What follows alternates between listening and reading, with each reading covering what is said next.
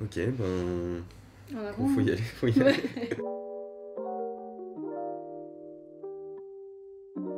Hello tout le monde, c'est Loli et je vous retrouve aujourd'hui avec Gary. Hello. Qui est venu nous parler aujourd'hui de... De Lawrence d'Arabie. Très bien. Tu dis Laurence ou Lawrence? Lawrence of Arabia. Yeah, Lawrence of Arabia. Ok, et là je mets la bande-annonce. To be great again, it seems we need what no man can provide. We need a miracle. Time to be great again, my lord.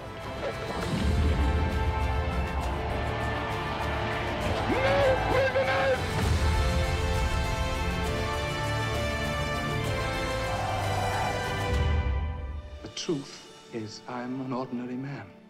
Je me rappelais plus qu'il y avait la bande-annonce. Hein. Bande-annonce que je fabrique. Et oui. Tu fais des coupes et tout. Ouais. Je déteste les bandes-annonces, c'est pour ça que je les fabrique je ne les moi-même. regarde plus, moi. Voilà. Puis souvent ils mettent les meilleurs... Le meilleur passage. Scènes. Exactement. On se chin peut-être un peu. Chin chin.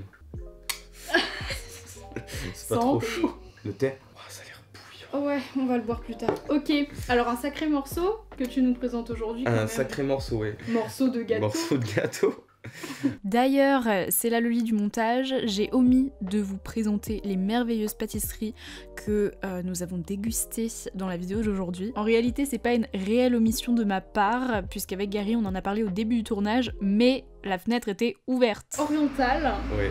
Je vais fermer les fenêtres. Ce qui fait qu'on n'entendait rien, et donc voilà, j'estime que ces pâtisseries méritent une promotion en bonne et due forme. Je suis allée chercher cette petite sélection de pâtisseries à emporter au restaurant Le Palmier à Dijon. Si vous êtes dijonnais, je vous le conseille vraiment, les pâtisseries sont vraiment pas à un prix exorbitant, elles sont délicieuses et vraiment j'ai été accueillie par un personnel le sourire aux lèvres, enfin vraiment. Mais bref, si vous êtes de Dijon, je vous conseille vraiment le restaurant et en tout cas leur pâtisserie que vous pouvez prendre à emporter. La restauration aussi c'est à emporter d'ailleurs, ça se situe au 56 avenue du Drapeau. Voilà, je doute que...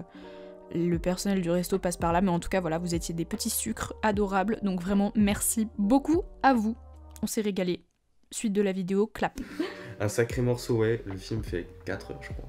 3 heures 4 heures. 3h30, ouais. T'as tout regardé, t'as survécu. Je l'avais vu en option cinéma. Tu connaissais déjà? Ouais, vite fait, parce que je ne l'avais pas regardé en entier, je pense que je m'étais endormie ou que j'avais loupé une ou deux séances de En projection. vrai c'est long. Mais bon, le propos est super intéressant. Le film est long, mais les plans surtout sont longs, tu vois. C'est moins ce qu'on a l'habitude de voir. Je vais pas dire qu'il faut s'accrocher non plus, parce que c'est pas non plus horrible à Non, regarder. on va pas dégoûter les gens, mais... Non, et les décors sont magnifiques et ça vaut le coup de voir des plans C'est ça. longs comme ça.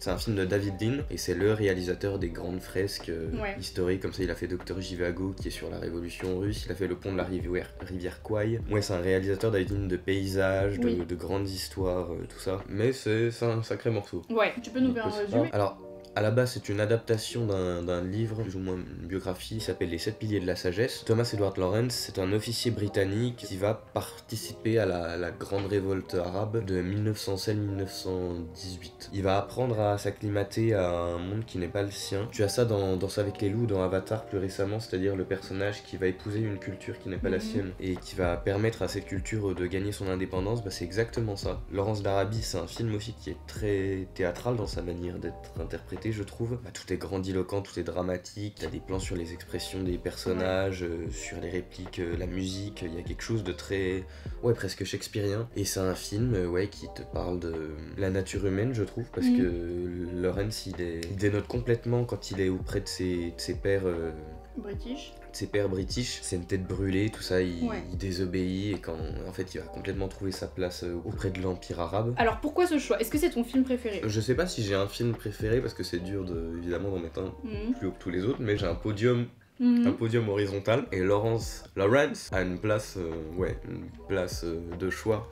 Vraiment. Par où commencer? Je crois qu'au départ, je connaissais seulement la musique, très dramatique, la musique de Maurice Jarre. Et ma maman m'en parlait beaucoup aussi de ce film. D'accord, donc c'est un film qu'elle apprécie ou... Ouais, c'est un film qu'elle aime beaucoup. Et pourquoi ce choix? Parce que c'est... Déjà parce que parmi justement tous les films que je préfère, je pense que c'est peut-être celui qui est le moins connu du grand public. Donc je trouve que c'est bien aussi de partager ce film-là. Visuellement, c'est un film époustouflant. J'ai une affection toute particulière pour l'orientalisme, pour le désert, tout ce côté mystique, le soleil, les hommes bleus. Dans ce film, il y a tout ça en fait.